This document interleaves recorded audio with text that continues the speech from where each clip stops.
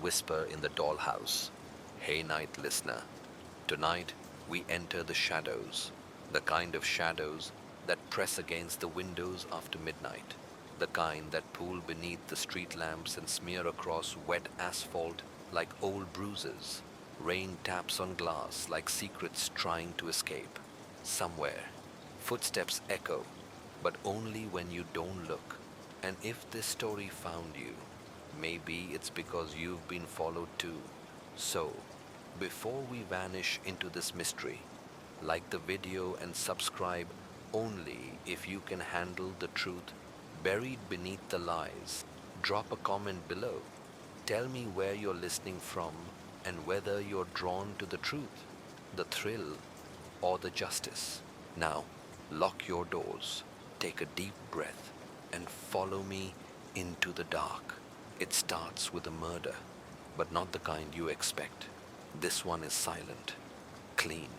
A woman, early 30s, found in her apartment with no sign of struggle, no forced entry, no blood, just gone. The body laid out in the living room, her fingers curled as if holding something invisible, her lips parted like she'd been whispering a name no one else could hear. There's only one oddity at the scene, an antique porcelain doll, balanced perfectly on the edge of the coffee table, one eye missing, the other fixed straight ahead, like it's daring someone to notice.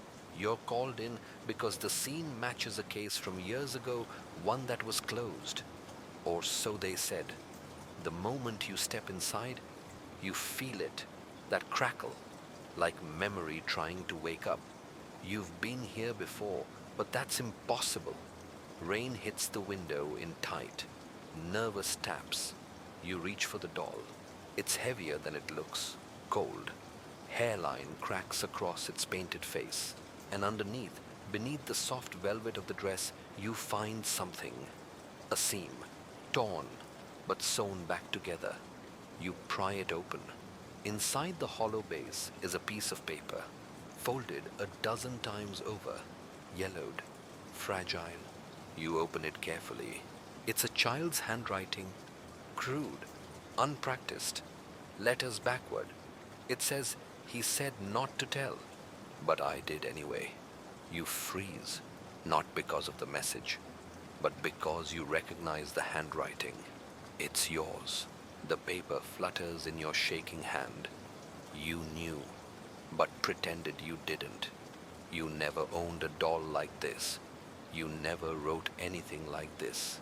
And yet it's here, in your hand, in your script. And suddenly you can hear it. A sound, faint, coming from inside the dollhouse in the corner of the room. A replica of a Victorian home, dust-covered, lights flickering. You kneel in front of it, open the tiny front door. Inside, nestled in the miniature living room, is a recording device no larger than a button battery. You press play. A girl's voice crackles through. "I saw him. In the woods. He had the red coat. The tape cuts off. But your skin's already crawling. Because when you were 6, you had a nightmare you could never explain. A man in a red coat, standing beneath the willow tree in your backyard. He didn't speak. He just watched. It was never about the truth. It was about control. You stand. The dollhouse looms behind you. The dead woman on the floor seems to be waiting for something. You step back into the hallway. Everything feels wrong now. Off-key, slightly bent. And you realize this wasn't her murder. It was your message. And someone waited 30 years to deliver it.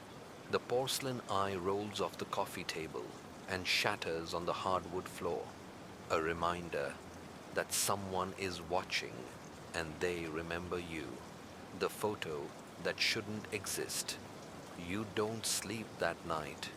Instead, you lay all the evidence out under your kitchen light because the shadows feel too familiar now. The doll, the handwritten note, and now the photograph. You found it tucked between the victim's kitchen drawers, sealed in a glassine envelope, not hidden, just placed quietly, intentionally, like it was waiting for your hands. It's faded, the color bleeding out with time, the kind of print you'd find in a decade-old shoebox. In it, two children, a backyard, a plastic slide in the corner, a sandbox, a rusted swing. One of the children is you at least. It looks like you. Bowl cut, oversized t-shirt, a scar under your left eye you haven't thought about in years. The other child, a girl.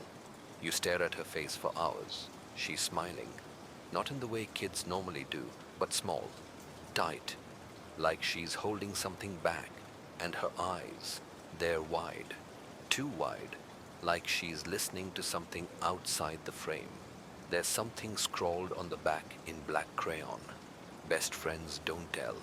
You don't remember this day. You don't remember her. You call your mother. She answers sleepily, voice rough with age and worry. You ask about the photo, about the house, about the backyard. You describe the plastic slide, the rusted swing, the girl. There's a pause. Then she says, "That was just a dream you had." What you used to talk about her all the time. Said you played with her behind the fence. But when we'd look, there was no one there. You even drew pictures. Scared me half to death. You don't say anything. Because deep down, a memory is clawing its way back. A name, or part of one. Lena, maybe Layla. Something with an L.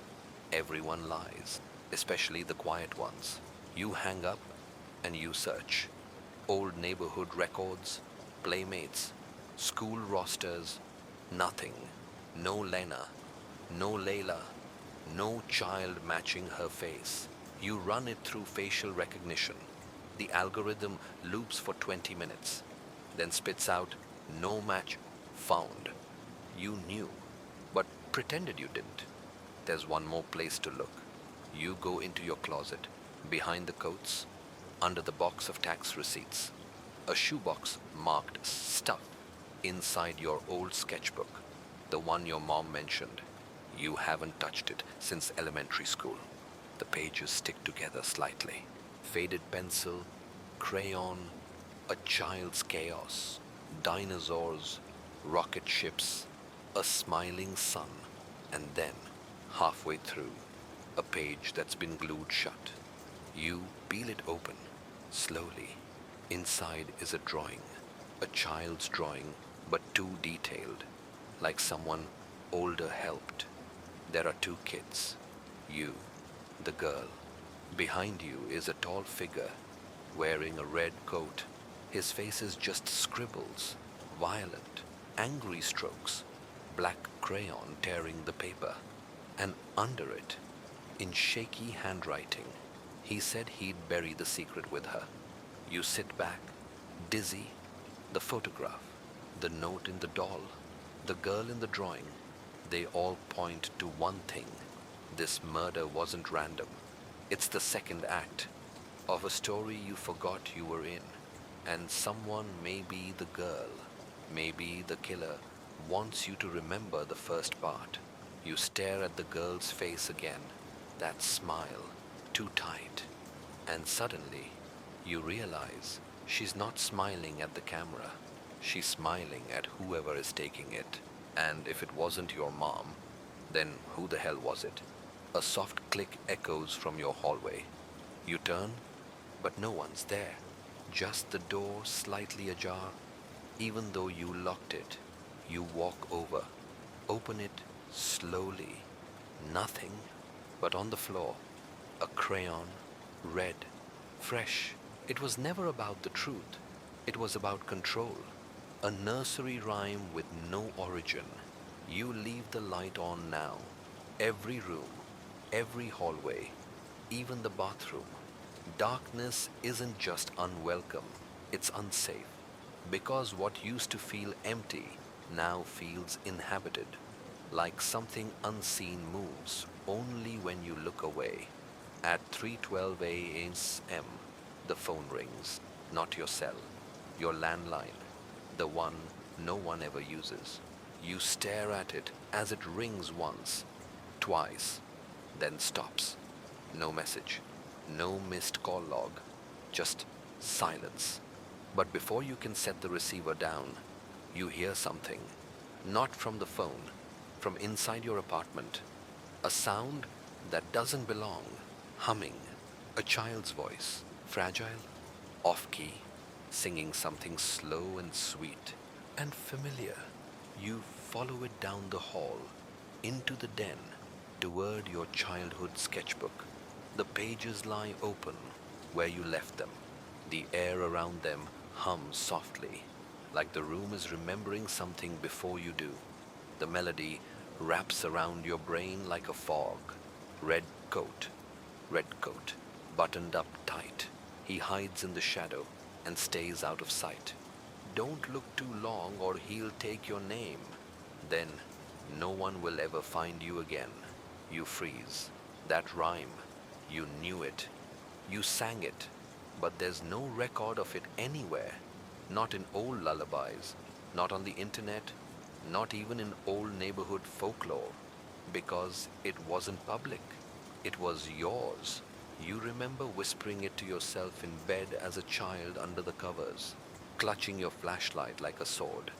You remember why you said it, to protect yourself from the man in the red coat. He wasn't a person. Not really. Not then. He was more like an idea, a shadow you were told never to draw, never to name. He only existed when you talked about him. And once you did, you could never take it back. You flipped through the sketchbook again, and there it is, scribbled in the margins of an old crayon drawing of your backyard. Red coat, red coat. Don't say it twice. Beneath it, faint pencil scratches, she said. He came from the trees. Your breathing falters, because your childhood home backed onto a forest. And in all the drawings from that year, every single one, you can now see the red smear hiding in the trees. Sometimes it's small, sometimes it towers, but it's always there. A symbol of suspense. You close the book. You need answers. You drive to the address of your childhood home. It's been sold, renovated, polished, but the bones are the same. You knock on the door. A woman answers, polite but distant. She remembers you, lets you in. You explain something about a memoir, researching old neighborhoods, chasing childhood ghosts. She smiles politely, then leaves you to look. You walk the perimeter. Then you see it, the willow tree, still there, leaning just slightly east, like it's listening to something far away. You step into the backyard. The swing creaks, the wind shifts, and then you hear it again. The rhyme, faint, whispered, coming from beneath the willow. There's something there. You kneel, fingers combing through dirt and roots, and you find it. A small, round object, cold, metal, covered in mud. You wipe it off. A locket. You open it. Inside, a photo of two children. You and the girl from the earlier photo. But this time, her smile is gone. Her expression is blank, terrified, and someone has etched a tiny phrase inside the locket cover. I buried it so he couldn't hear it anymore. Everyone lies, especially the quiet ones. You ask the homeowner if she knows anything about the old tree. She pauses, then says her son used to hum a strange song when he played back there. She repeats the words, the same rhyme. You ask how long it lasted. She hesitates, then says he stopped humming it after we found him sleepwalking, standing outside the closet, talking to someone who wasn't there. You thank her and leave, but something follows you home. That night, the humming doesn't stop. You turn on every light. It grows louder. You cover your ears. It gets closer. You scream. It vanishes. It was never about the truth. It was about what you forgot to protect, the vanished playmate. The next morning, You visit the library, not just any library, the one you remember. Beige bricks, moldy carpet, the children's section where you used to hide between shelves, pretending you were invisible. The librarian is new, but polite. You tell her you're researching a local history piece. She lets you into the archives. You flip through yearbooks, attendance logs, after school program rosters from 30 years ago, page after page of laminated names and faces you barely remember, until you get to 1993. There between Leanne Dawson and Leo Fernandez, a name typed cleanly in black Lena Divine. Your eyes stop cold. It's her, your phantom playmate, your imaginary friend, the girl from the photo, from the drawing, from the dream. She was real. You trace the line with your finger, like if you touch it hard enough, you can pull her back. But there's no picture, no address, no emergency contact, just one black typed entry, and then nothing. Not the next year, not the year after. She appears once, then vanishes from the public record like she was never there. You ask the librarian about microfiche from local newspapers. She shows you the way. 3 hours in, you find it on page 6 of a barely legible scan.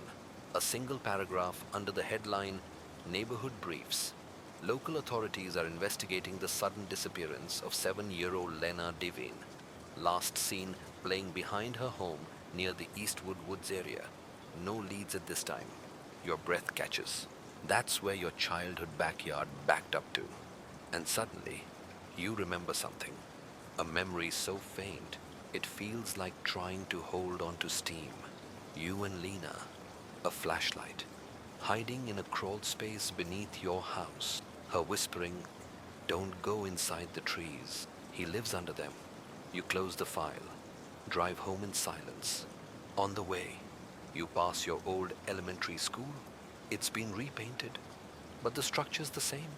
You slow as you pass the playground. The slide is gone, but the rusted frame of the swing still stands. The one from the photo.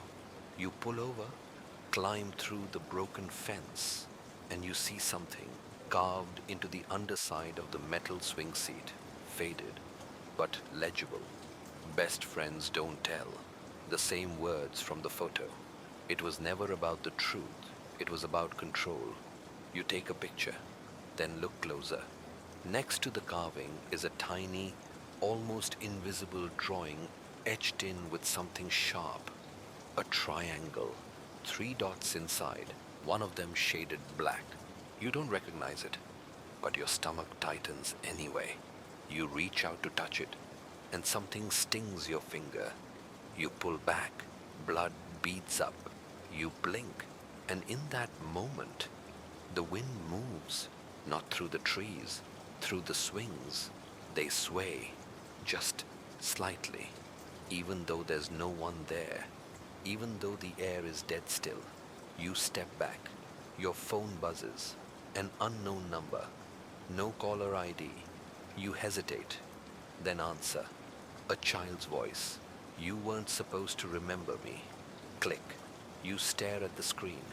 No missed call. Nothing in recent history. You knew, but pretended you didn't. But someone out there is watching your memory rebuild, and they don't like what it's forming. You race home. You dig through your closet, your boxes. You find the VHS tapes, the old camcorder. You play the birthday parties, the sleepovers, the toothy smiles and sugar highs. You pause frame by frame, looking for her, looking for Lena, and you find her in exactly one tape for 2 seconds, standing at the edge of the frame in a red raincoat, not smiling, not waving, just watching.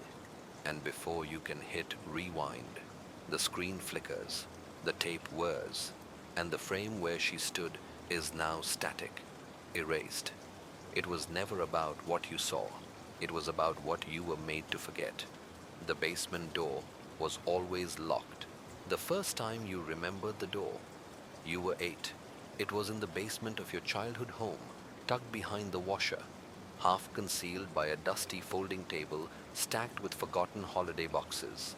It was narrow, short, like it was built for someone smaller.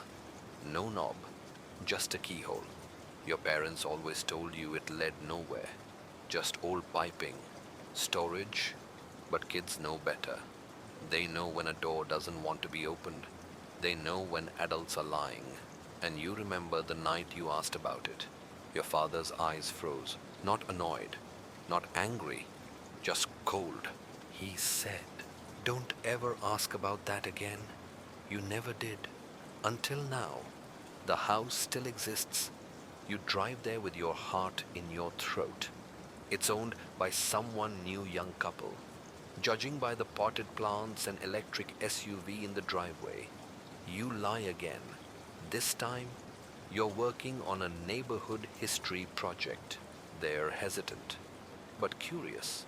People usually are when it comes to mystery. They let you in. The basement smells like mildew and old insulation. It's quieter than it should be, like the walls are holding their breath. You look around, pretending to reminisce, until you see it.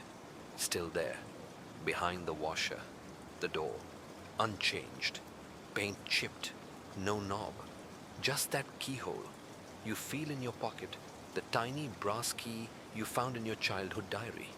Back in section 3, it's warm, even though it shouldn't be, like it knows it's home.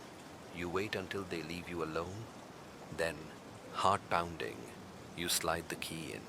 It turns, effortless. The door opens, and the smell hits you. Dust, earth, and something else. Something older than mold. It's not a room. It's a crawl space, barely high enough to duck inside. Dirt floor, low beams, and claw marks along the inside wall. Real ones, tiny, scraped deep into the wood. You shine your flashlight. At the far end is a small toy chest, half open. You approach slowly. Inside a child's dress, folded neatly. A ribbon, a pair of shoes, and beneath them, a cassette tape, hand-labeled in faded marker. Lena, don't listen alone. You pocket it, then turn to leave, and the door slams shut behind you. Darkness collapses. You slam your fists on the door. No sound, no light. Then, faintly, from behind you, a girl's voice. You left me here. You spin, but nothing's there. The air feels thicker, like memory solidified into fog. You drop to your knees, crawl toward the door, push it open again. It creaks this time, like it wants you to work for it. You crawl out, gasping, blinking against the light. The couple returns as you're dusting yourself off. You thank them, apologize, leave quickly. You sit in your car, shaking, and pull out the tape. Everyone lies, especially the quiet ones. You knew, but pretended you didn't. You drive home, hands clenching the wheel so hard your knuckles ache. You dig out your old cassette player, press play, white noise first. Then, he told me if I stayed quiet, he'd let you go. But I told anyway. I told anyway. I told. The voice distorts. Then silence. Then barely audible. He's behind you. You turn, but nothing. Still, you slam the tape off. You rewind it. Replay. This time, the voice isn't Lena's. It's yours. Softer. Higher. From before your voice changed. You were the one on the tape. You were the one who said you told. And suddenly, you realize the secret wasn't that Lena disappeared. It's that she tried to save you. It was never about the truth. It was about what you left behind in that crawl space. And what followed you out. Her imaginary friend wasn't imaginary. You don't sleep. Instead, you sit in your apartment. The cassette player unplugged, the tape sitting silently beside it like a bomb that already went off. Outside, the wind pushes leaves against the windows in sharp bursts. Every now and then, one of them sticks. For a second, it looks like a handprint. You dig out your old box of childhood drawings again, the one with the scavenged tape, the photo, the locket. You flip page after page, and the pattern becomes undeniable. There's a third figure in almost all of them, a man in red linge. Not always.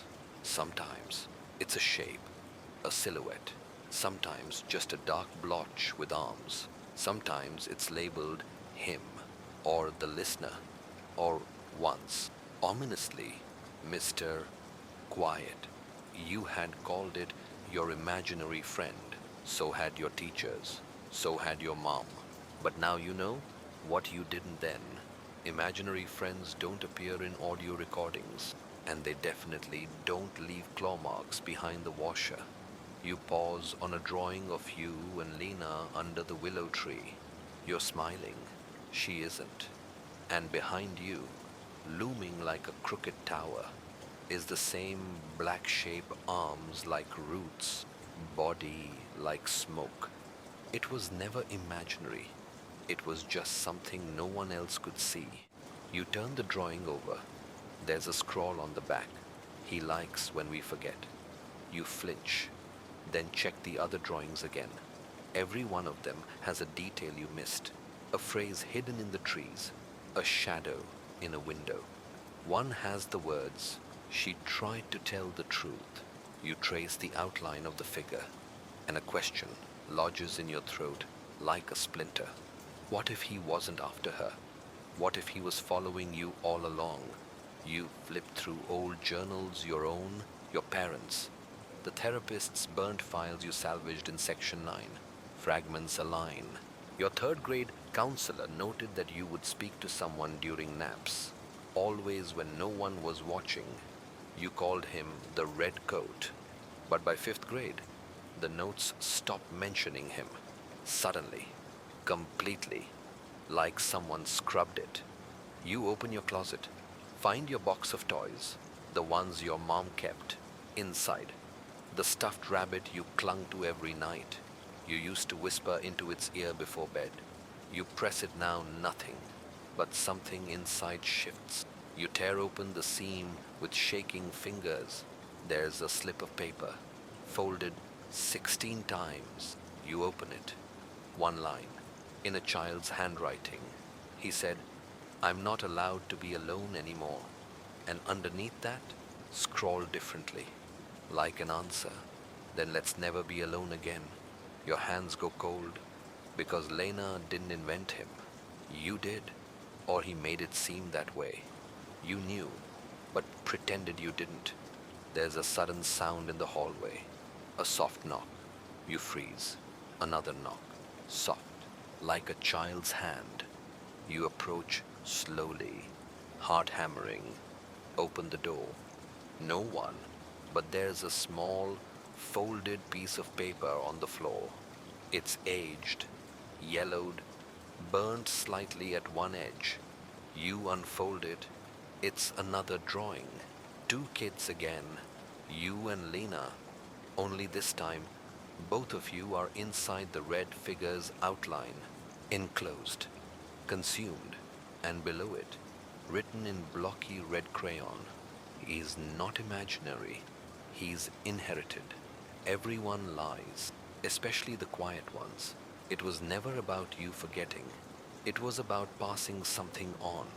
You don't sleep, not anymore, because when you close your eyes, you hear breathing, but it's not yours. A tooth buried where no one should dig.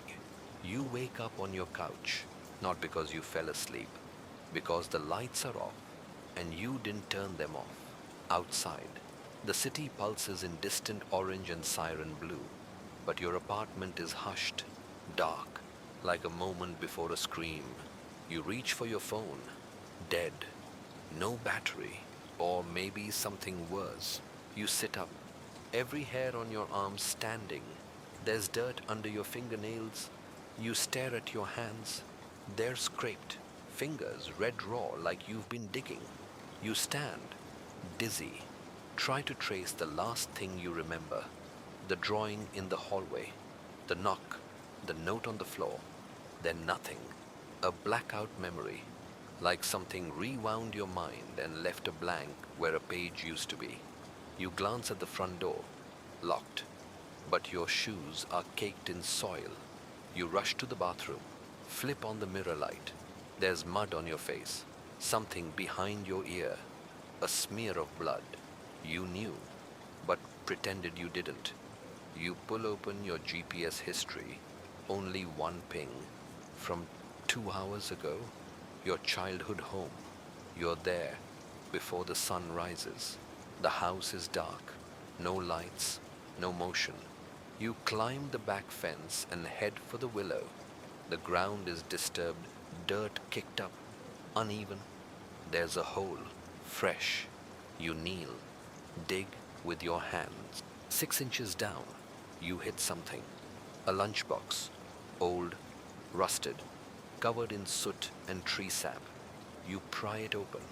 Inside a small, cracked plastic unicorn toy, a cloth ribbon faded pink, and a child's molar, still streaked with dried blood, and taped to the lid is a photograph, black and white, grainy, 2 children standing beneath the willow. One is you, the other is Lena, behind you both, almost invisible in the photograph's shadows, the red shape, blurred, vague, but there, arms reaching downward like branches. You drop the photo. Something inside you says to burn it, bury it again. Pretend this is just trauma surfacing, but you don't.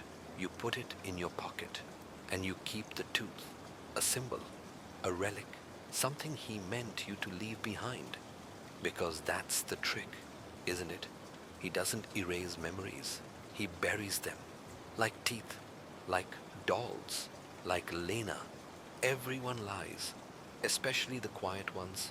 You climb back over the fence. That's when you hear it, a voice no louder than the breeze. Don't forget what you took. You whip around. Nothing, just the willow tree, still, watching. You drive home in silence. The lunchbox in the passenger seat feels heavier than it should, like it's carrying something you can't see. You set it on the table, open your laptop, start searching dental records, missing kids, local reports from the early 90s.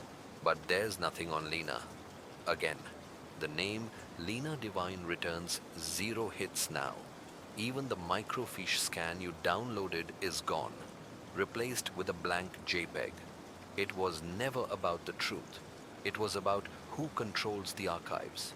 You pull out the drawing with the triangle and 3 dots, one shaded black. It keeps coming back to you. You flip the drawing upside down. That's when you see it. It's not a triangle, it's a tooth. And the dots, roots, 3 teeth, one shaded black. The buried one. You stare at it for a long time. And finally, ask the question that's been clawing its way through your ribs for days. What if this isn't just a mystery? What if it's a ritual? The tape recorder that still plays. You don't even remember packing the lunchbox, but there it is, sitting beside you in the passenger seat as you drive mud-stained, ancient, humming with a weight that isn't physical. Your hand keeps brushing against the rusted lid, like you're waiting for it to twitch. At a red light, your eyes drift to the rear view mirror. Nothing. Then a shape, only for a second. Red, there, in the back seat, and gone. You swerve, nearly miss a bus. Your breathing is shallow, chest tight. You're not hallucinating. You're revisiting. You knew, but pretended you didn't. Back at your apartment, you set everything out in the center of your living room. The cassette tape labeled Lena, Don't Listen Alone, still sits beside the cracked doll from section 1. The drawings, The locket, the tooth, the shadow of the red figure feels stitched into every item, even if he's never shown his face. Until now. Because buried beneath the crayon sketches, you find something new, something you don't remember collecting. A small tape recorder, old, Fisher-Price style, child-sized. It's stained. One of the buttons is half melted. A sticker on the side peels up to reveal a name scrawled underneath. Property of Lena Devine. Your throat closes. This thing shouldn't exist. You didn't bring it here, but it's real and heavy and warm to the touch, like it was used just moments ago. You press play. A high whine, then static, then he's still here. He's in the walls. He listens when you sleep. You pause the tape, not out of fear, out of recognition, because it's your voice, not Lena's, yours, from years ago, maybe 8, 9 years old. You rewind, press play again. He watches when you dig. He left something in me. I dream about her face. Sometimes I see her in the mirror. There's a click. Then Lena's voice, faint. Don't trust the drawings. They lie to keep you safe. He used them like doors. When we stopped drawing him, he found other ways in. You shut the tape off. Silence eats the room. Then, across the apartment, your mirror cracks. Hairline, down the middle. A perfect, sudden fracture.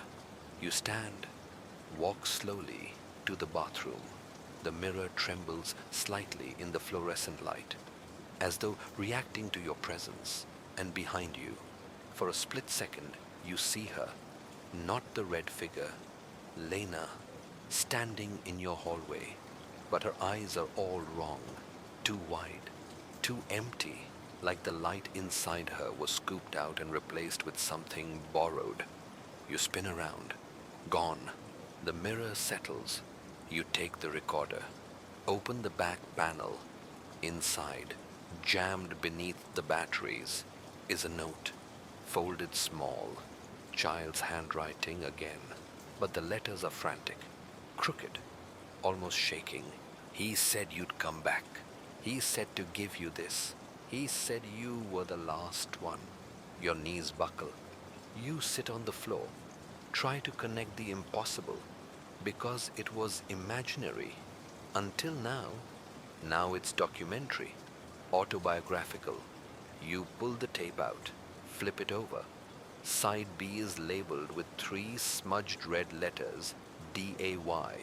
You press play and hear breathing, soft, measured, like someone is sitting inches from the mic, waiting. Then a whisper. It's not a game. It's not a dream. It's not over. Then nothing. But your room feels full, crowded, like memory is personified and pacing behind you. You close your eyes, see the swing set, the red coat, the triangle with roots, 3 dots, 3 children.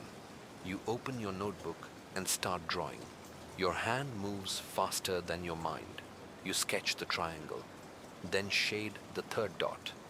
Then your hand keeps going, drawing a 4th, smaller, outside the triangle, alone.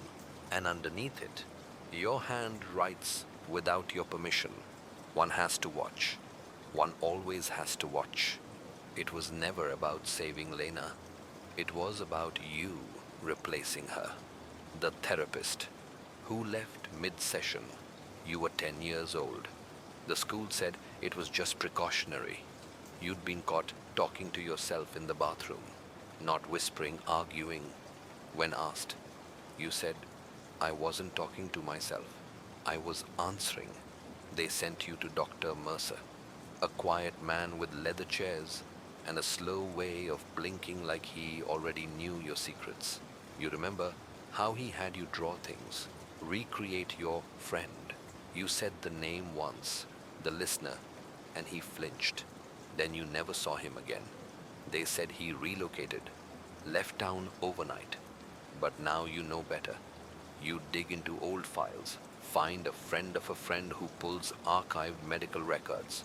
Most are locked, redacted, sanitized, except for one. Doctor Mercer's final patient summary. You open it. It starts ordinary. Subject exhibits mild dissociation, likely stress based, but then the handwriting changes. It becomes hurried, uneven. He knows I'm listening. It's not the child, it's the echo in the child. The dreams are real. The triangle marks the air. She was supposed to take it with her. Then a final note, scrawled across the bottom of the page in red ink. The listener needs a name to stay. You freeze because you've never said his name out loud. You never even gave him one. But you must have, once. You dig through your childhood sketchbook again, flip past drawings of Lena, of yourself, of the tree, of the swing set. Then one catches your eye. A scribble. Just lines at first. Then you realize it's a face, or the attempt at one. Eyes like holes, a mouth stitched shut, and written below it, in backward letters, like you were too scared to spell it forward. Renathel. You say it out loud. The lights flicker. The temperature drops 5 degrees instantly. And behind you, your closet door creaks open. You knew, but pretended you didn't. You turn, the closet is empty, but there's something new on the floor. A cassette, not from your childhood. This one is dated today. You didn't record it. You just found it. You slip it into the recorder, hit play, static, then your own voice. If you're hearing this, it's too late to undo it. Renathel isn't a ghost. He's not a demon. He's a designation, a role passed on when someone breaks the seal. That someone was me. A long pause. Then Lena tried to warn you. She kept it inside, but I gave it a name. Now it's yours. You press stop, but the tape doesn't stop. It keeps playing. Only now it's breathing. Long, measured. In your ear. You throw the recorder across the room. It cracks. Still hums. Everyone lies, especially the quiet ones. You slam your door shut, barricade the windows. But the house doesn't feel safer. It feels watched. You pull out Lena's last drawing again, the one with the triangle and the 4th dot. It's you, outside the pattern, the one left to observe. The last line on that drawing haunts you now.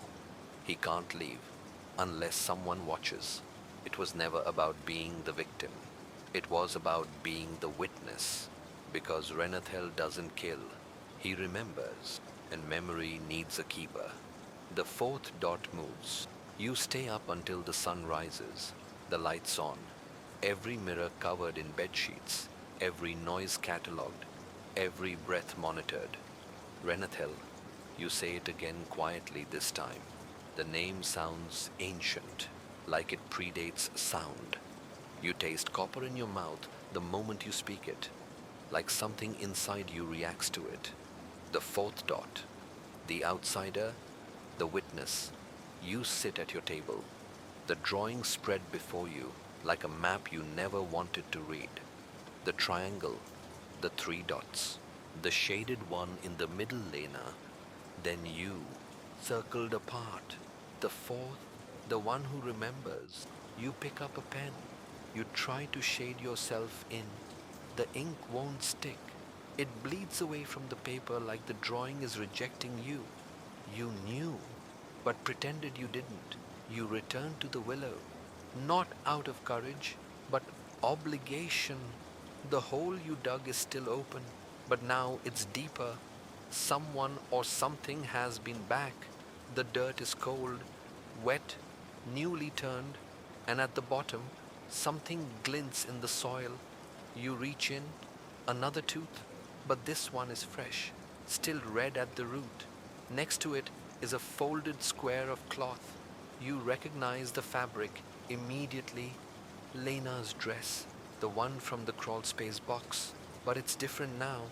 Someone has stitched something into it, in delicate, perfect thread. You watched her go. Now you watch for him. You fall back, scramble out of the hole. The air is thick with pine and rot. You hear something in the branches above you, something shifting, watching, like wind that thinks. You leave the dress, the tooth. You take only the drawing. Back home, you get a call. Unknown number. You answer without speaking. A girl's voice. You move the dot. He doesn't like that. Click. The line goes dead. Your phone buzzes. A photo message. You open it.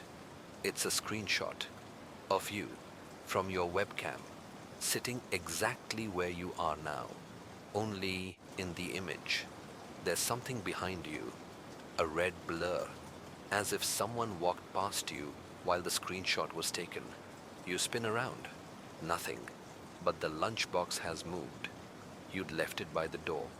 Now it sits on your bed, open, and inside it, the sketch, the same triangle, but now the fourth dot is shaded black. You didn't do that. Your stomach flips, because the rule was clear. 3 children, 1 disappears, 1 inherits, 1 remembers. But if you are now the shaded dot, then who's the new witness? Who's watching you? Everyone lies, especially the quiet ones. You scroll through your messages again. Another image. This time, it's of Lena's house. Only there's someone standing outside. Red coat, face obscured, holding a triangle carved into wood, hanging like a charm around their neck. You zoom in.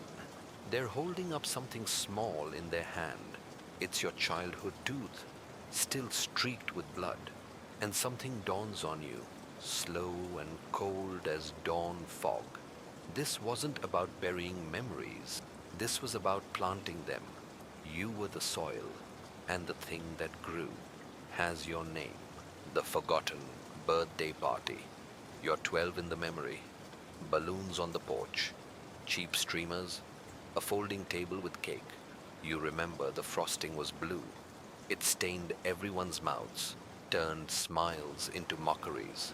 There are photos, 5 or 6, curled in a shoebox you hadn't opened in years. You pull them out now, hands trembling. Everyone's there. The kids from your class, your parents, even the neighbor with the glass eye who smelled like smoke and leather. But in every photo, on the left-hand edge, there's a hand, not attached to any visible body. Red sleeve, pale skin, fingers curled just so, like someone watching, never quite caught, never remembered. You flip one of the photos over. There's something written on the back, faint pencil lines you'd missed before. We all sang happy birthday to the wrong kid. You stare at the words, stomach sinking. What does that mean? You dig out the VHS tape. You still have it, labeled in your mom's handwriting, birthday number 12, backyard.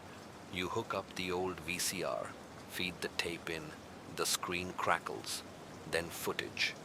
You, surrounded by friends, laughing. Then someone off camera says, "Where's the other girl?" A man replies, "What other girl?" Silence. Then the camera shakes, falls. It lies sideways on the ground for the last 20 minutes of the tape, recording nothing except wind and faintly humming the same nursery rhyme from section 3. Red coat, buttoned up tight. It loops, repeats, grows louder. You rewind, play again, and this time, frame by frame, you freeze the moment when the camera falls. For half a second, a blur crosses the screen. Red, slender, barely visible, but not a child. A figure, too tall, too still, too intentional. You pause, lean in. There's something in its hand, a slice of cake. with a single black candle. You rewind again. The figure's not there in earlier frames. It appears only after the song ends. And suddenly you remember, you didn't want that party. You begged to cancel it. You'd had nightmares all week of someone whispering your name under the bed, of someone tracing your skin with a cold fingertip. Your parents made you go through with it, and you smiled, pretended you knew, but pretended you didn't. You pull out the guest list from the box. 10 names, 9 faces in the photos. The 10th smudged out in pencil, scribbled black, illegible. You hold it to the light. A faint impression remains Lena. But Lena wasn't in your class. She didn't exist anymore. Except she came to your birthday, and no one noticed, because the party wasn't for you. It was for the handover, the shading of the dot, the new keeper of the name. It was never about the celebration. It was about the invitation. And someone RSVP'd in red. Your phone buzzes. A new voicemail? No number. Just breathing. Then a whisper. We only sing to the ones we want to keep. Everyone lies. Especially the quiet ones. Especially the ones with cake-stained mouths. Especially the one blowing out the candle. You press delete. But it doesn't go away. Every time you check, the voicemail's back. Every time. It ends with the same 5 words. You blew out her chance. The red crayon never broke. You're not sure when the crayon first appeared, but it's there now on your desk. Perfectly cylindrical, barely used. Red as blood, with the paper label peeled halfway, exposing wax like a wound. You live alone. You didn't own red crayons. You didn't even buy crayons, but now it sits between your fingers, warm, as if recently held. You pull out a blank page. Your hand begins to move before you tell it to. A triangle, 3 dots, 1 circled, but this time the crayon presses deeper. It keeps going. 4th dot, 5th, a circle enclosing all of them. You pause. What did you just draw? Your hand trembles. You try to stop, but the crayon won't release. You draw a spiral next. In the center, an eye. Not yours, not human. Something ancient, with too many lashes, like veins stretching across time. You blink. The paper is full. You didn't draw that. Not all of it. But the crayon is now broken, split clean in half. And something black leaks from the center, not wax. Ink, numb, blood. You smell it. Copper. Old. Like the tooth in the lunchbox. You knew, but pretended you didn't. Your phone vibrates again. Text message. Unknown sender. It reads, "You're ready for the second tape." You respond, "I didn't ask for it." The reply comes instantly. You didn't have to. You open your front door, and sitting there, on your welcome mat, is a cassette. New, labeled in a child's hand. Birthday 13, for you alone. You don't remember a 13th birthday party, but that's the year everything got quiet. That's the year the nightmares stopped. That's the year you stopped talking about Lena. You slam the door, lock it, double-check the windows, then put the tape in the player. This time, there's no voice, just a hum, low, rhythmic, almost like breathing, until we have waited 13 years. Now the dot is complete. The listener doesn't forget. He rests. The tape screeches, cuts. You rewind. Listen again, but it's your voice now. Older, you, present day you. If you're hearing this, it means the final gate opened. That means I let him in. I became what Lena feared. The doorbell rings. You freeze. No one rings your doorbell. Not here, not now. You creep toward the door, every muscle tight. Peer through the peephole. Nothing, but there's a shadow. Long, too thin, unmoving. You open the door. A single item on the doorstep. Your childhood drawing. The very first one. You and Lena under the willow. Only now. Your figure is missing. Erased. Cut clean from the paper. Only she remains. And beside her, the red figure. Solid now. Filled in. Where your crayon once trembled to outline it. Someone. Something has finished it. It stares forward. Not at Lena. At you. You flip the drawing over. New words written there. Fresh. In your handwriting. But you didn't write them. You blew out the candle. Now you burn. It was never about the crayons. It was about who kept drawing. Because drawing is remembering. And remembering is a summoning. You look down. Your hands are covered in red wax. But you haven't touched the crayon since it broke. Everyone lies. Even you. Especially you. Because you knew. You always knew. You were never meant to stop drawing. You were meant to finish what she couldn't. The girl in the television. You haven't turned on your TV in weeks. Maybe longer. But tonight, it flickers on by itself. No sound. Just static. Lines ripple across the screen like scars. You stare at it from across the room. Breath caught in your throat.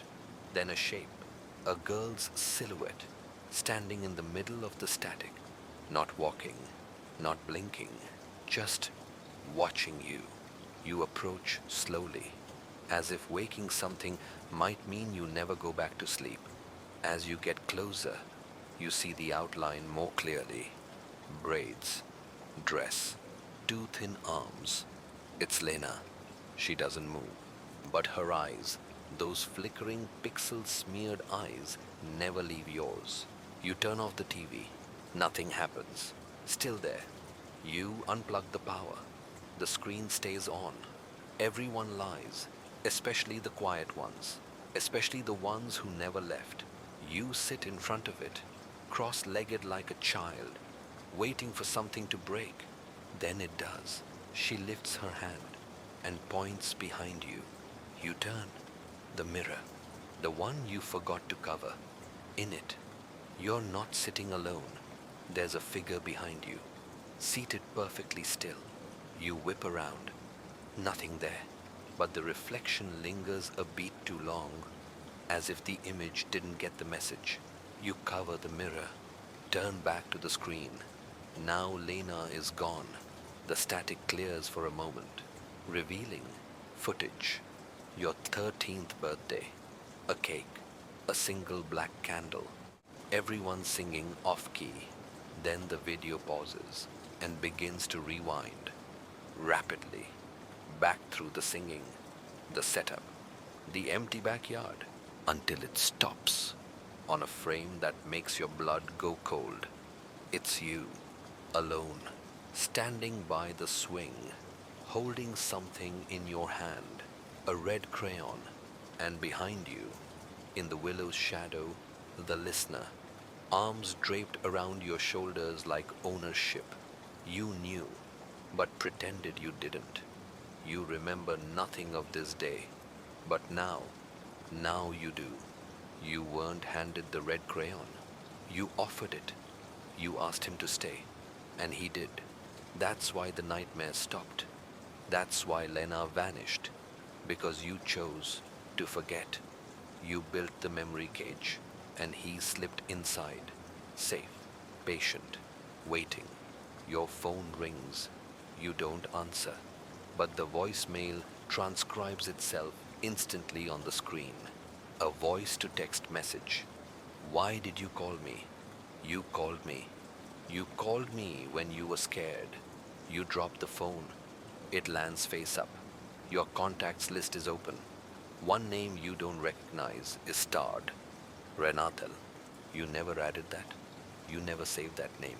But you called it once, a long time ago. Your call log confirms it. Outgoing, 13 years ago. Duration charter 6 minutes, 6 seconds. You listen to the recording. It's your voice, faint, shaking. I don't want to remember. Please, take it. Take her instead. A pause, then a whisper.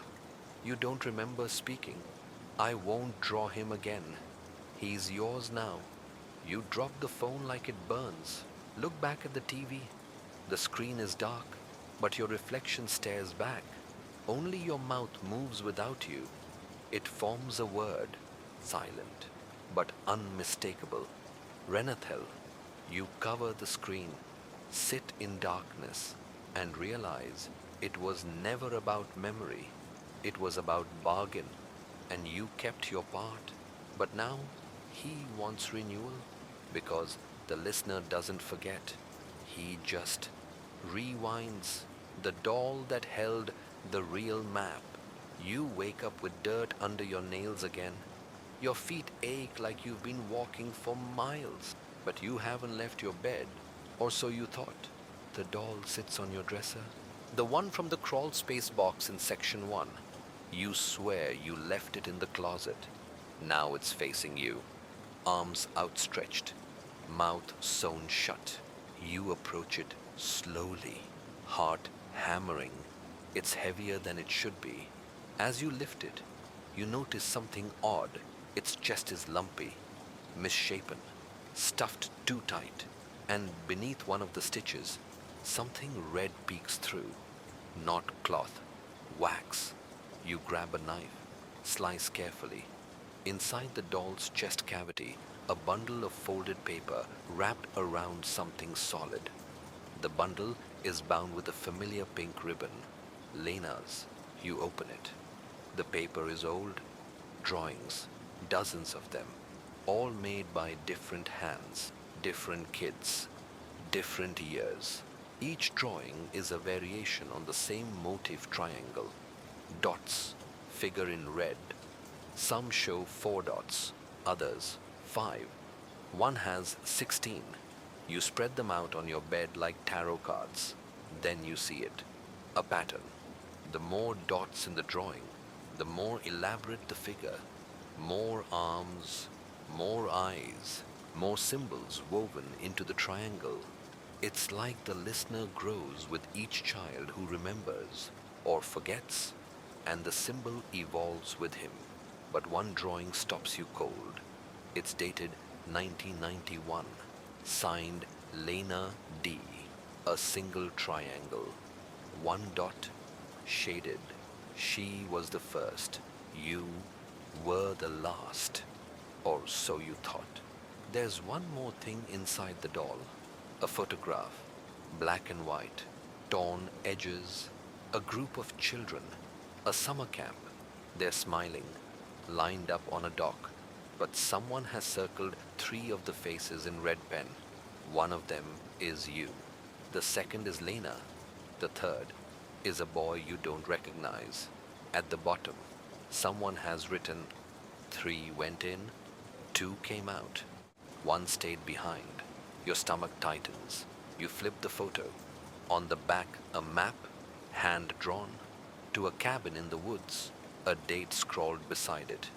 Tomorrow, midnight, your name beneath it, and one more note. The listener needs a witness to see his next form. You feel it now. Something pulling you. Not curiosity, not fear, obligation. Because if you don't go, he chooses for you. You knew, but pretended you didn't. Your phone lights up. A notification from an app you've never downloaded. Red thread 1 new location tag near you. You tap it. A map opens. Pin drops. Same cabin. Same time stamp. Same name. Only now there's another user in the chat. Username Watchful1 message. Bring the tape. Another message follows. He already drew you. You close the app. Burn the doll. It screams not aloud, but inside you, like it didn't want to go, like it remembers. Everyone lies, but drawings don't. Drawings archive. And what's archived eventually returns. The cabin that wasn't on any map. You drive at dusk. No music, no voice. Just the sound of your tires against wet gravel, winding up into the hills where signal dies and memories wake. You pass mile markers that don't exist. A mailbox with no house behind it. A sign that reads, "You are almost nowhere." Then the cabin. It looks exactly like the one in the drawing, angular roof, rotting porch, windows like eyes pressed shut, the trees pressed too close, like they're listening. You stop the car, kill the engine. The forest absorbs the silence. You knew, but pretended you didn't. You step inside. The door opens without resistance, like it's been waiting. The interior is dusty, but not abandoned. The dust is arranged, layered, intentional. A triangle traced into the ash on the kitchen table. A circle of old crayons, red only, surrounding a cassette player in the center. You don't remember hitting record, but your hand moves toward the device, presses play, and hears your own voice. I came to bury him, but he was already in me. The tape rewinds itself, plays again, but this time, the voice isn't yours. It's Lena's. He doesn't need a place. He needs a story, and we keep writing it. You explore the rest of the cabin. In the bedroom, you find a wall covered in drawings. Every child's hand is different, but the pattern remains. Triangle, dots, red figure. Some pages are smudged with ash, others with something darker, and above them, scrawled in chalk. You don't escape the listener. You become his echo. You notice something in the corner. A wooden box, carved with the same symbol from the map. You open it. Inside, the final drawing. It's yours, but drawn recently. Still smells of wax. You and Lena standing beneath the willow. But this time, you're the one in red. Lena's hand is on your shoulder. She's looking at you, and her mouth is open, like she's screaming. You flip the paper over. One sentence. He drew you last. Suddenly, the lights flicker, but there's no power. You turn, and on the wall where your drawing once hung, something has been scratched into the wood beneath it. The witness now wears the red. You stumble back, step on something. The broken half of a red crayon. Still warm, still wet. You wipe your shoe. It smears across the floor like blood. Everyone lies, even drawings, especially drawings, because the triangle was never a warning. It was a seal. And now that all the dots are shaded, it's open. From outside, you hear humming, soft, too soft for any throat. It wraps around the cabin like vines. You rush to the door. It won't open. The forest is too quiet now. The cabin too loud. Every shadow longer than it should be. And behind you, on the wall, a new drawing begins to etch itself. You, at the table, cassette in hand, mouth open, screaming, but no sound comes out, because you're no longer the narrator. You're the subject. You press record and speak the first words you don't want to remember. Hey, night listener. Tonight, we enter the shadows, the sound that recorded itself. The tape is blank when you start it. No hiss, no static, just absence. You press record, not knowing what will come out, but something does. Your voice, though. You don't feel your lips moving.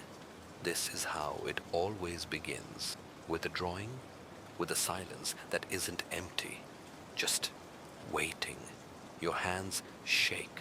You hit stop, but it keeps going. The wheels spin. The red light stays on. Then a whisper, not from you, not from Lena, from him. You gave me a mouth. Now you'll give me memory. I've forgotten too long. The air goes cold. The floor beneath you groans not from weight, but from wakefulness. You drop the recorder. It hisses like a wounded thing. And then footsteps. Not yours. Not Lena's. Slow. Barefoot. Pacing around the edge of the cabin. You don't move. You listen. Because that's what he wants. You knew. But pretended you didn't. On the back wall, a new phrase has been scrawled in red crayon. To be remembered. Something must be repeated. You look at the drawings again. The triangle. The dots. Each version slightly different. One with eyes scratched into the corners. One with teeth drawn inside the triangle. One with you split in half down the middle. And you realize these weren't warnings. They were templates. Practice for a form still becoming. The red figure isn't finished yet. Because every time someone forgets, someone else draws him better. You flip through them faster, find one signed in the bottom corner R, and suddenly you remember something from section 9, the name in the mirror. Renathel, not a being, a role, and you've been rehearsing it all your life. You open the lunchbox one last time. There's something new inside, a mirror shard, and on the back of it, in etched letters, you are the silence now. They will draw you. You drop it, but it doesn't shatter. The reflection holds your face, but wrong, mouth gone, eyes darkened, and in the background, behind your shoulder Lena, smiling, not with joy, with relief. You replaced her. She escaped. And you picked up the crayon. Everyone lies, even those who say nothing, especially them, especially you. You close the lunchbox. The lock clicks shut on its own. You look at the walls again. Every drawing now shows you, in the red coat, holding the wax, smiling, waiting. You turn toward the recorder and hit play. One last voice. He remembers what you tried to forget. Now they'll remember you. The echo that spoke without sound. You leave the cabin before dawn. The woods don't feel like woods anymore. They feel like a memory of woods, as if the trees are imitating what they once were. And you're no longer certain you're walking forward. The path loops, twists, branches lean closer than before, and the birds don't sing, they whisper. You clutch the cassette in your hand. It's warm, breathing, like a small animal. You don't remember recording anything, and yet, each time you press play, new words surface, new fragments of thought. You open the triangle. Now it closes around you. We needed a witness. You needed a purpose. You stumble out of the woods into a clearing, a small lake, still, mirror smooth, and in its surface you see it clearly now. The red figure, not behind you, not beside you, inside you, flickering in your reflection. You blink. It's gone, but not forgotten. You sit at the edge of the water, pull out your sketchbook. You don't want to draw, but your hand moves. Triangle, dots, yourself, the red coat, this time, detailed, accurate. You're not resisting anymore. You're transcribing. The reflection ripples. You see Lena's face there now, for just a second. Older, peaceful. She mouths something. No sound. You lean closer. Watch her lips. It's not punishment. It's passing. You flip to the back of the notebook. There's already a drawing there. Not yours. Not Lena's. Crude. Scrawled in thick black crayon. A single dot. Unshaded. Outside the triangle. Beside it, the words, next. You knew, but pretended you didn't. You tear the page out. Burn it. The flames curl around the ink, but leave one word behind. Untouched by fire. Echo. You realize what the cassette has been building toward. It's not a message. It's a seed. Each time it plays, it plants something deeper. Memory is soil, emotion is rain, and you're the caretaker, not of a monster, but of a continuation. You return to your apartment. You don't flinch when the lights flicker. Don't jump when the mirror tilts. Don't scream when the voicemail plays itself at 3:33 a.m. Because now you understand. You're no longer haunted. You're inhabited. Everyone lies, especially those who pretend they're victims, especially those who volunteered. The triangle is complete. The dot has moved. And in the corner of your eye, the next listener is already watching, waiting for their turn. And when they close their eyes at night, they'll see you, red coat, crayon in hand, whispering the first line of the story. You'll help them forget. Hey, night listener, tonight we enter the shadows, the school desk that never emptied. You get the letter at dawn. No stamp, no address, just your name, written in looping black ink, tucked beneath your door like it belonged there all along. Inside is a photocopy, an old attendance sheet, your name, Lena's name, and a third you don't recognize, Elias Vance, marked withdrawn, age 12, no forwarding info. The memory stirs.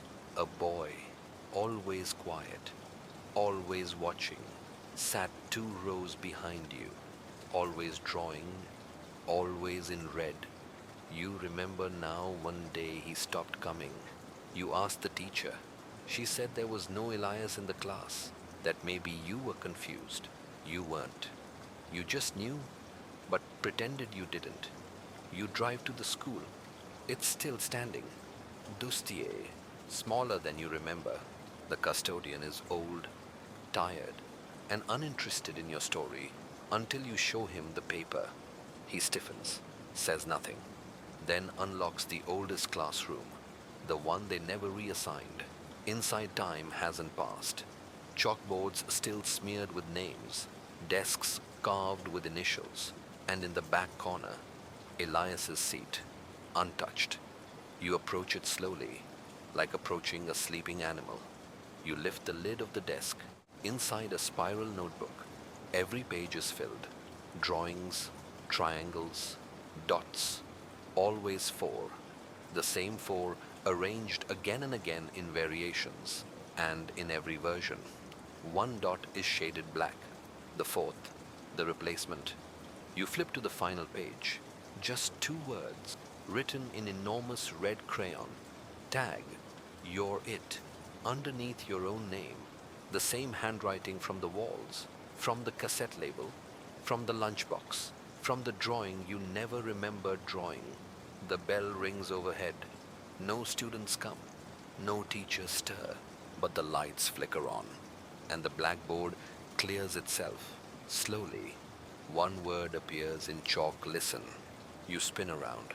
The tape recorder sits on Elias's desk now, the same one from the cabin, still spinning, but there's no tape inside. You pick it up. It's warm. You hear breathing yours.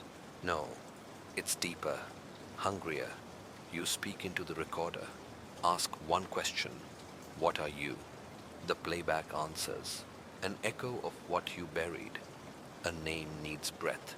You gave me yours. You knew, but pretended you didn't. The classroom door creaks open.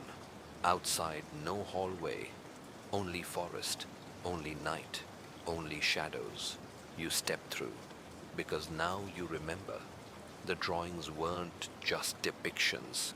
They were instructions, blueprints, summoning circles, and you've drawn enough to finish it. Now it's someone else's turn to forget. Everyone lies, especially those who pass the crayon, especially those who label the desk. You carve one final thing beneath Elias's name, a single triangle, 4 dots, one shaded.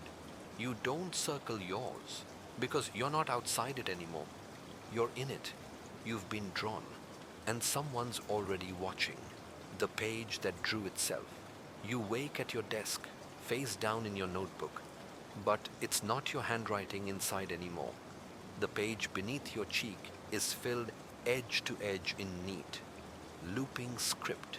Every line starts with the same phrase, I am not the original. You flip the page, more writing, more confessions. The next reads, the listener only needs one truth, that someone remembers him. And someone always does. You scan further. A third voice enters. Newer ink, sharper pen strokes. She tried to forget. So did I. But forgetting is only half of the binding. You reach the final page. Your name again, but this time written backward. You stare, then trace it with your fingertip. The paper crinkles, moves, not from you, from within. You tear it free, hold it to the light. A drawing begins to appear slowly, like ink crawling up through paper veins. At first, it's nothing. Then a triangle, 3 dots, and then, not a 4th dot, a hole, burnt through the page, perfectly round, as if a candle had been placed there for too long. You press your finger to it. It's warm. It pulses. Your phone buzzes again. A photo from a blocked number. It's your drawing, now pinned to a public bulletin board, somewhere in town. Underneath it, someone scribbled, do you see him yet? A second photo arrives. Same bulletin board. Only now, there's a person standing in front of it. Hood up, red coat, back turned. They're holding your lunchbox, the one you burned. You look up from your phone. The drawing on your desk is gone. In its place, the red crayon, whole again, unbroken. You didn't fix it. You didn't want it back. But it came, because the listener doesn't stay where you leave him. He returns through story. He inhabits narrative. And you, by retelling it, just open the door again. Everyone lies, especially the ones who think they're the last, especially the ones who stop writing. Because stories like this, they're rituals, and someone always has to finish them. You rise from your desk, draw the triangle one last time, add the dots.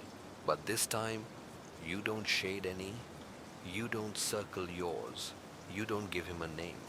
You leave the page blank in the center, a silent dare, a refusal. And when you walk away, the paper folds itself. The red crayon rolls into place beside it, waiting for whoever finds it next, for whoever listens. The last dot was always yours. The bulletin board is in the center of town. You find it by instinct, not map. You follow the static in your head, the red thread of thought pulling tighter with each step, like a leash you once looped around your own throat. It's early morning, too early for crowds, but there it is, the board, pin-covered, overlapping ads and lost cat notices, and right in the center, clean and crisp, your drawing, triangle, 4 dots, 1 missing. A red crayon lies beneath it, balanced on a thumbtack, like it wants to be picked up. A note beneath it, scribbled in handwriting. You don't remember writing. He's ready to be remembered again. You glance around. No one, no witnesses, only fog, coiled low around your feet like smoke. You reach out, hesitate, touch the crayon. It pulses, and then someone speaks behind you. You made him beautiful. You spin around. A girl, 10-12 hair in braids, pale face, red scarf. Not Lena, not someone from your memory, someone new. She tilts her head. You passed it. Right. You swallow. Say nothing. She nods like that's an answer. He doesn't mind. He just needs to move. You watch her walk to the board. She lifts the drawing, folds it neatly, places it in her coat, pockets the crayon, then looks at you once more. Don't worry, he'll draw you kindly. at first, and she disappears into the fog. You stand there for a long time, thinking about every page, every shape, every whisper that felt like your own thought. You wonder, was he ever real? Or did the fear become the figure? Was he drawn into being? Did you shape him with your forgetting? Or worse, did you invent him just to feel less alone? Because everyone lies, even fear, even memory, even you. You walk home, your phone buzzes once more. A voicemail, no sound, only breathing. Then a soft scrape of wax on paper. Drawing, drawing, drawing.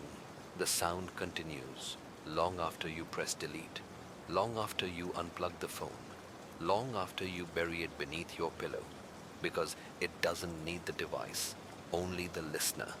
And tonight, that's still you. You knew, but pretended you didn't. But now the page is full, and the drawing's complete. The red figure stands inside the triangle, dots circled, name whispered. And your story has already been passed on. 300 word. Noir wind down rain taps on your window like quiet reminders, the kind you forget to ignore. You sit in bed now, lights dimmed, eyes wide in the dark. The story lingers, doesn't it? Like a name you once heard in a dream and tried to forget. But forgetting isn't freedom, it's invitation. And you've RSVP'd without knowing. Maybe the red crayon's already in your drawer. Maybe you've seen the triangle before. Maybe, just maybe, the listener doesn't need to be real. He just needs to be remembered. And now, you've done that. So breathe. Let the fear melt into fog. Let the shadows curl back into the corners where they belong. You're safe now. Probably. The story's over. But stories like this, they echo, they loop, they find new voices. And sometimes, when it's quiet enough, they draw themselves again, right behind your eyes, right beneath your bed. But that's tomorrow's problem. Tonight, you did what you had to do. You heard, you remembered, you survived. And for now, that's enough. End of script. Sleep well and watch your back.